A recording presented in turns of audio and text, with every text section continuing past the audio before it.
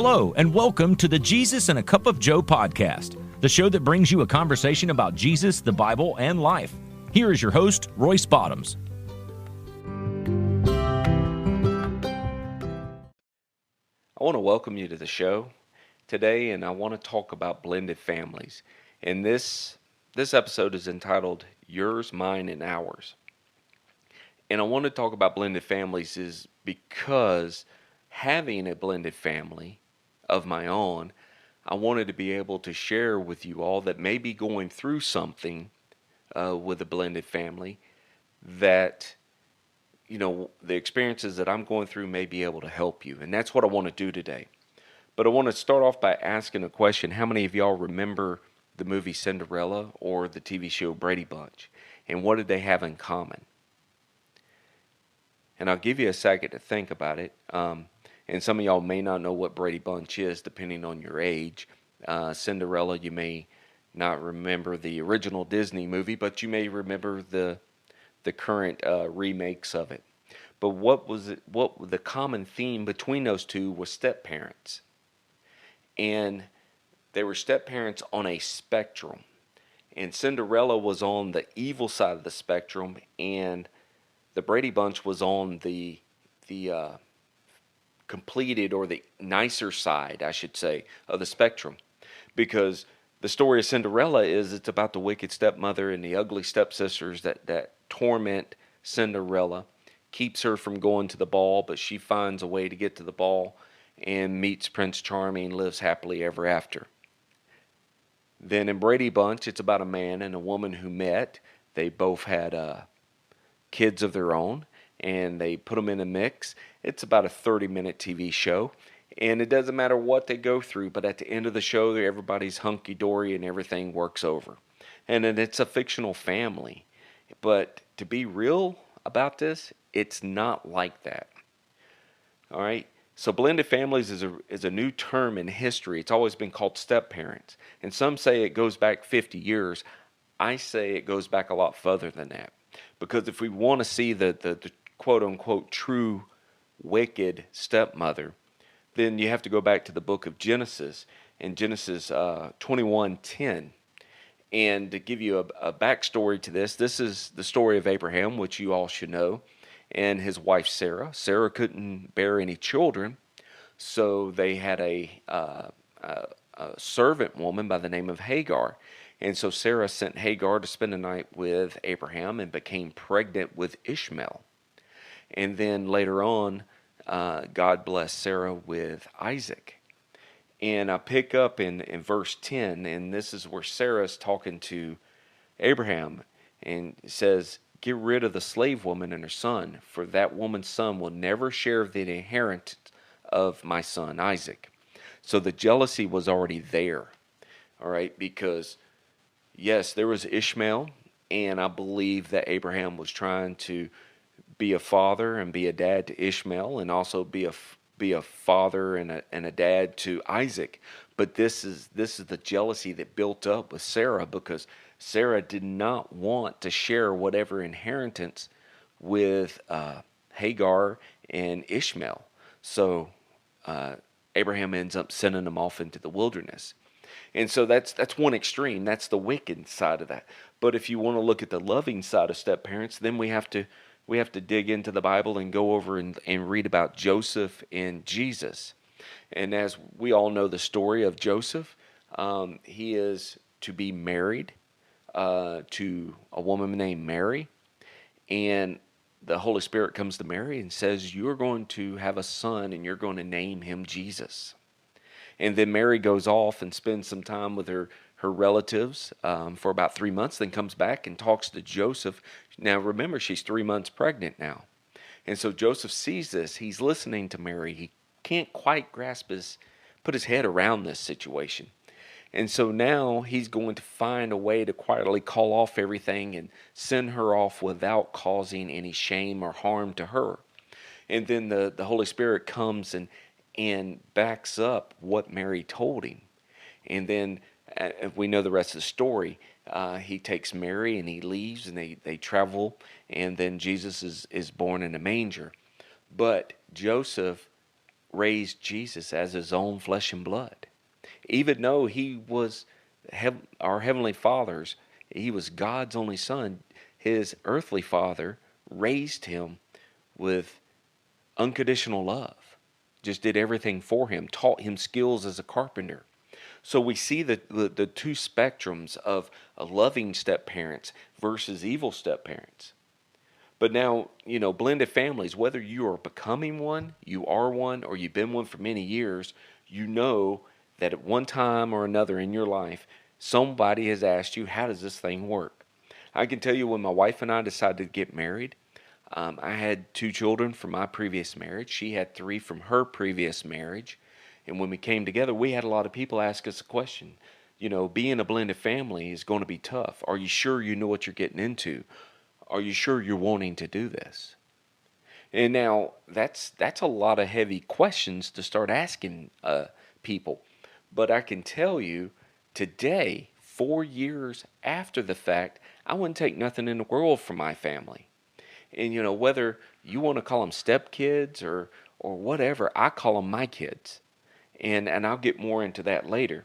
Because if you're looking for that smooth transition and that happy family life of between you, your spouse, and your children, but things are not going to always be easy. That transition sometimes is difficult. It can be done, but it's difficult because of different backgrounds or different issues from the previous marriage, whatever. The age of the children. There's a lot of factors that play into this. But what we have to do is we have to be able to work together. The two parents have to be able to come together and work as what I call a parent unit, because they got to be able to handle what life throws at them. Now, I could tell you there's several things that you shouldn't do as a blended family. And the first thing is never disagree with each other in front of your children. When spouses have conflicts or any conflicts, they should be discussed behind closed doors. It's very tempting to stand up for your own child and point fingers at your stepchild. And it's equally tempting to accuse your spouse of an unbalanced discipline toward your child. I'll say this. Every parent's natural instinct is to protect their children, whether the child is right or wrong. I'm guilty of that myself. My 14-year-old, and as I told you at the beginning, I had two children from my previous marriage, 2 boys. One of them is now 20, out of the house, and a 14-year-old. And my wife from her previous marriage, we have a set of twins who are boy and girl that are 9, and a little girl that's 6.5. And I can tell you, it's paternal instincts to protect your children. Now, I can tell you my 14-year-old, he's a teenager. I can say whether he's in a good mood or a bad mood or whatever, he'll do things not only to cause heartburn inside the house or whatever, because they're kids, and even the young kids do it. But we find ourselves trying to protect our own child because it's our instincts. We got to learn that, hey, discipline is discipline. We got to stop trying to protect them like that. And I can tell you that if you're having that discussion, argument, agreeing to disagree, definitely do that away from the kids.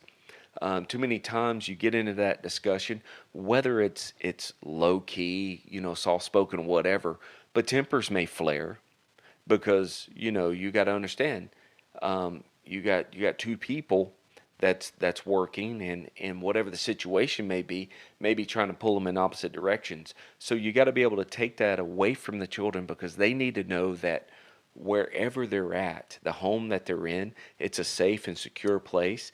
But first and foremost, they got to be able to know that the step parent and the parent that are together, they're working as a cohesive unit, because they need to see a united front and a stable relationship. Because you got to understand, these kids have come from whatever dynamics in their background, and now they've been put together, and so they're still trying to figure things out. Because I can tell you that now they're vying for their parents' attention, or they're trying to figure out, where am I at in this? Have I been replaced? instead of being added to a family? Have I been replaced by somebody? And that's the things you got to be able to nip in the bud and be able to tell them no, you're not being replaced. And I can say that if you're able to do that and they have a clear and understanding, and sometimes they won't, depending on their age, you got to be able to jump in there and really explain that. Because as I said, it's important for them to see that united front and a stable relationship, because if they don't see that, they start seeing a crack, and children are notorious about exploiting that, depending on what the situation may be. So the key to this is we got to back up our spouses. We got to be able to have each other's back no matter what we're doing in our parenting plans. In addition, each child needs their quality time with their natural parent. And step parents have to understand this, because if the child needs to have that one-on-one time with their parent, that's something that should be done, because that helps them to be able to still keep that relationship with each other. But in turn, I will say this: you also got to be able to establish family outings to show that this is a whole family doing family quality things. Because without that, and you keep the two situations, or the two children, or the set of children, I should say, separated, then they never learn how to bond and grow together. And then there becomes the issue, because now they're not able to do what they need to do. So we got to be able to establish with them a safe place, know that their parent and their step parent are together, they're unified, and they're working for the good of the entire family. So we're going to take a quick break. When we get back, I want to get into a little bit more of this episode and unpack some more about blended families, and really explain different dynamics of it. So when we get back from our break, we'll get right back into it. Hi, everybody. I'm Jerry Wicker, the host of the Savvy Beach Bums podcast, which is a personal development podcast focused on exploring the day-to-day behaviors we all engage in that determine the results we gain in our lives. It's where I share simple strategies you can use to help you live the beach bum life, which is a life of freedom like a beach bum without being broke. You can always check out all the latest with the Savvy Beach Bums podcast on our blog, which is savvybeachbums.wordpress.com. You can email us at savvybeachbums@outlook.com, and be sure to click subscribe wherever you listen to podcasts to the Savvy Beach Bums podcast. And as always, beach bums and mermaids, live free. Peace. Right now, though, let's get back to more of the Jesus and a Cup of Joe podcast with my good friend, Royce Bottom. All right, I want to welcome you guys back. Before the break, we talked about blended families. We talked about understanding what a blended family is, discussing that, using the examples of Cinderella and the Brady Bunch, talking about how bringing a blended family together is not always easy, but it can be done. Showing examples in the Bible with Hagar and Abraham, and the wickedness of a step-parent with Sarah, and then a gentle and a meek and a loving side of a step-parent, showing an example of Joseph and Jesus. So now I want to get into the hats, the different hats that parents wear, because becoming a blended family requires us to fill more roles than we would usually require in a traditional parent. And sometimes we're pulled in various directions, and some of the roles can be vying for the dominance over each other. And when we identify our different roles within our family and put them in order correctly, it would help our marriages and our families to flourish. But sometimes we often forget, a blended family, that the most important role in the home is that we are fulfilling the role of a spouse. All right? Because God put you two together.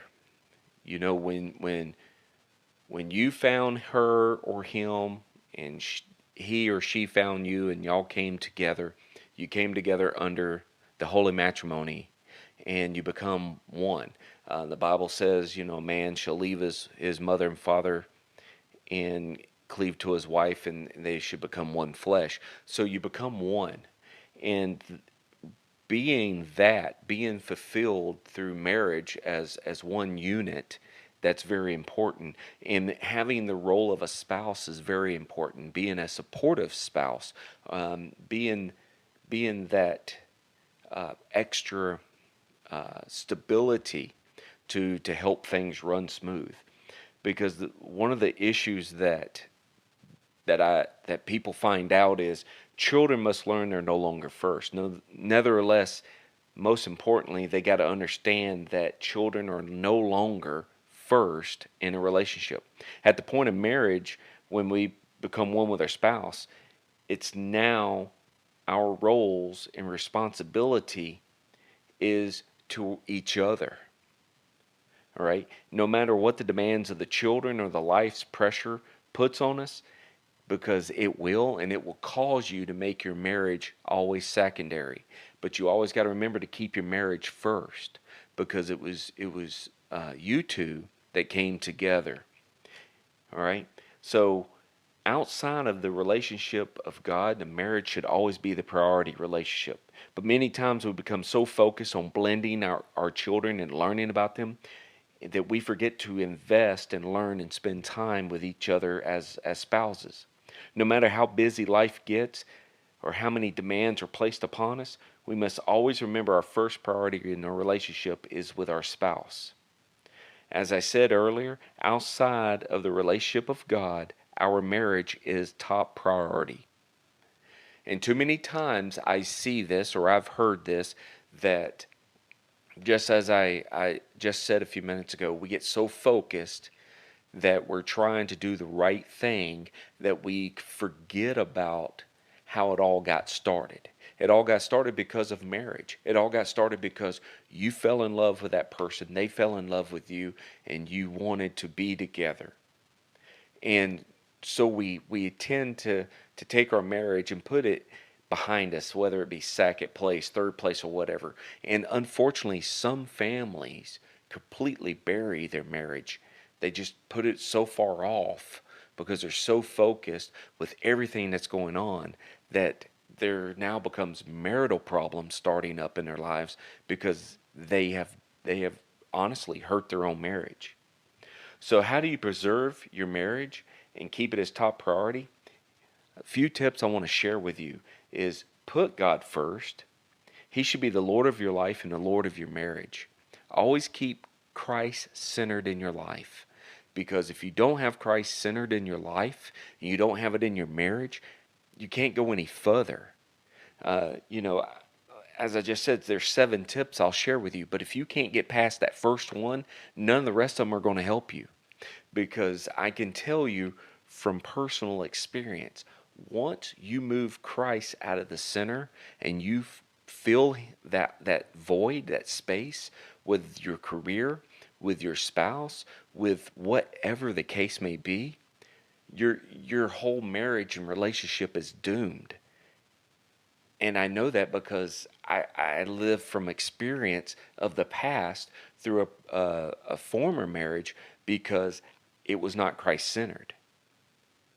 So I'm telling you, you have to be Christ-centered to make sure your relationship works. You got to keep God first.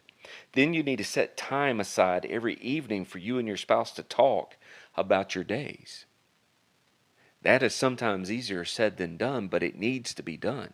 I can tell you, my house, our house, runs busy. Anybody that's ever came over to visit with us, in-laws, they can attest to this because you're working full-time jobs, then you're coming home. It's usually my wife fixed dinner. She's a full-time school teacher, so she has the kids with her. I'm picking up my kids from their mother's house. We're coming in. We have dinner going. Our little dog's barking. Kids are playing or doing homework. It's just constant movement in the house. And then add sports or other additional programs to it. Now you got the additional stress of getting that handled. And then dinner. You try to get dinner on the table, get everybody settled down. You eat your dinner. Then after dinners, it's showers. And then it's laying out your clothes. It's doing all the stuff you have to do to get ready to unwind for the evening. And then it's the kids all have their desserts or their snacks as they get ready to unwind, and we try to watch a little television together. And then it's time to get up and get them up to bed. And by the time we do all that, hallelujah, my wife and I are finally by ourselves. But I can tell you the stress and the strain of the days take their tolls on us, and we're tired, we're exhausted. So we may not spend that quality time together that we need to talk about each other's day. Or it may be something quick in passing. But I want to encourage you all that are listening to me, just like I have to do, and I'm still trying to do today, and my wife is still trying to do, take the time out with each other in the evenings or when you can to talk about each other's day. And always be open to what your spouse needs. Okay? You can't be worried and focused just only on your needs. You got to now focus on your spouse's needs. And some people may say, well, that's easier said than done. Well, yeah, you can say that, but you need to focus on each other's needs, because you're there as a support for your spouse, as I said earlier, and she or he as your spouse is there as a support for you. So you need to be open to what your spouse needs. And sometimes it may just, your spouse just needs to open up and vent. That's what my wife and I call it when we just got to unload our day. It's called venting. And we may not be able to do that face to face. It may be something through a text, and we'll text each other, need to vent, and we let it out. Maybe having a bad day at work, or maybe having a bad situation, no matter what we're doing, but we got to have that quality time to be able to spend together. And listen tentatively on what's going on in your spouse's life. Now, I'm guilty of that one too, because I'm listening, but I may not be fully grasping. I'm listening, but I'm not, or let me say it this way, I'm hearing what she says, but I may not be listening to what she says. And that's wrong, because I'm stealing that time away from her that she's trying to share something with me. And this is not something you need to do when you got a house full of everybody running around and all this, and you're at the active part of your house. Sometimes this is during the quiet times or when things are settling down, but I'll tell you, as a man, there's a difference between hearing and listening. And I need to learn how to be more of a active listener. So that way I'm truly understanding what she says. All right. And so once you're done with that, now you got to keep your date nights. All right. If you haven't had a date night in forever with your spouse, it's time to get a date night. Whether you got to hire a babysitter or whatever the case may be, plan it. Plan date nights. Stick to them. And find babysitters or someone to watch over the kids so y'all can go out and be able to spend that quality time for each other. And if the date nights are working and it's real good, plan time away, night away, spend a night somewhere just to be able to rekindle those flames. The same flames that y'all have when you're dating, you got to be able to do that, because kids will take all your time, whether you mean it or not. And I'm not trying to make it sound like a bad thing, but you get so focused on the family, as I said, you tend to put your marriage off because you're trying to focus on what the kids need. But we got to always keep in mind that the kids do not come first in a marriage, because it's between the man and the woman. And learn something that interests your spouse so you can engage them in his or her interest. Well, the best example I can give you is I'm a huge college football guy. My wife knows that. Now, she graduated from the University of Florida, and she likes sports. It's not the top of her priority. But Southeastern Conference football, SEC football, is one of my all-time favorites. I live for the fall time, because fall means football. And I get to watch the Georgia Bulldogs play, and that may not be your team, and you may want to stick your nose up or whatever, but that's my team. That's the team I like to watch play. And so my wife has learned what football is so she could have that communication and share that interest. Um, and I can tell you that I need to learn more and more interests of hers so we can share that and be able to talk. Now, without a shadow of a doubt, whether she wants me to tell you this or not, I can tell you this. My wife loves to run. She's an avid runner. So I know one of her interests that she doesn't get to do as much is she loves these marathons, whether they be one around here is called Boulder Dash, something of that nature. She loves to run in marathons. And that's something I want to support her in, and I want to encourage her to do that. So learn something interested with each other to where you can be engaged with each other. Now, the other tip to this is flirt with each other as much as possible, just like you did when you were dating. The flirtation, it doesn't have to be a sexual in nature, but have that flirtation because you're flirting with each other. You're still interested in each other. You're still wanting that flame and that spark to keep happening. And the last thing I want to share with you is make communication a top priority in your marriage. Because without communication, it's hard to tell what each other's thinking about. So that's something that you really need to be able to focus on is have that open communication. Because when you're looking at all of these and the steps that I just explained to you, now we're looking at the new personalities, the new customs, and the memories, and everything that's being added to a new household of a blended family. Okay? But we got to still understand a child is a child and the adult is the adult. Now, the new personalities and the customs and the new memories being built in a new household, now you're getting into bringing them into the house, making them feel safe. And you want to be able to do that because if they have a safe environment that the child can call their own or the children can call their own, then now they're going to be more up to really growing and bonding with the family. All right? Because children do not have the same maturity and understanding of the dynamics of a new family as adults should. And people need to understand that, for example, if you're going into a marriage and you have children from your previous marriage and you're coming together, it's now the whole brand new dynamics of, well, where we used to live, we did this. Now where we live, we do that, or whatever the case may be. You need to be able to have a home because every family needs a home. They need to be able to have a home that they can call their own, that they can call this is where we raise our family. See, the title of yours, mine, and ours is, yes, you have your kids, I have my kids, but now they're our family. And that's a dynamic that a lot of people don't understand because, yes, they're married. Yes, they somewhat be able to commingle, but at the end of the day, it's not because for some reason they find a way to keep themselves separated. We gotta stop that and be able to nurture the relationships through a strong marriage, through a united front, to show the children that this is their opportunity to come together.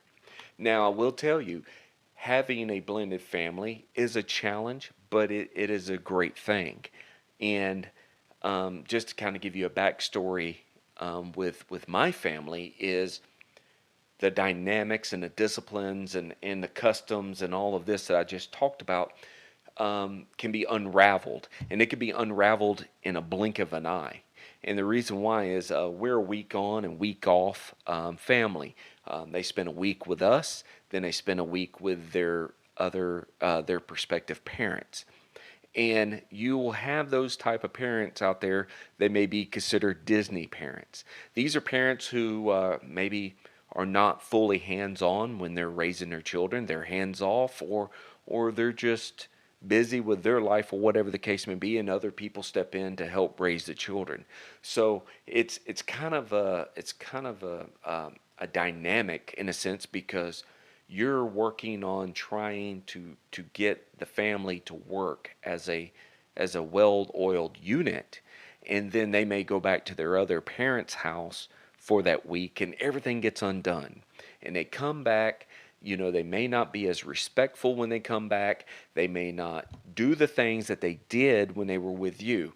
You can't let this frustrate you, or if you do, you can't let it be known. Now, you're going to be frustrated because, whether they used to get up and take their dishes and put it in the dishwasher when they're with you for a week, and then they come back and they leave their plates sitting there, or whether they don't clean up behind themselves, or whether they're just being disrespectful. This is disciplinary problems that you got to be able to work as a unit. Now, we'll tell you, age differences always play in a factor. This is something my wife always reminds me. Age differences. Teenagers are teenagers. Love them, but sometimes it's like, wow, was I ever that bad as a teenager? But younger kids, whether they're 8, 9, or 10 years old, they have their certain ways of doing things, and then 6 and 7 year olds, they have their ways of doing things. So you got to be able to work with it, but you got to be able to parent as a collective group between you and your spouse to be able to do what's right for the children. All right? Because when we follow the Bible verses, they can help us during times of raising a blended family. And when it seems like we're just up against the wall, we got to remember that what the Bible tells us. The Bible tells us a house divided cannot stand. And I'm going to repeat that. A house divided cannot stand.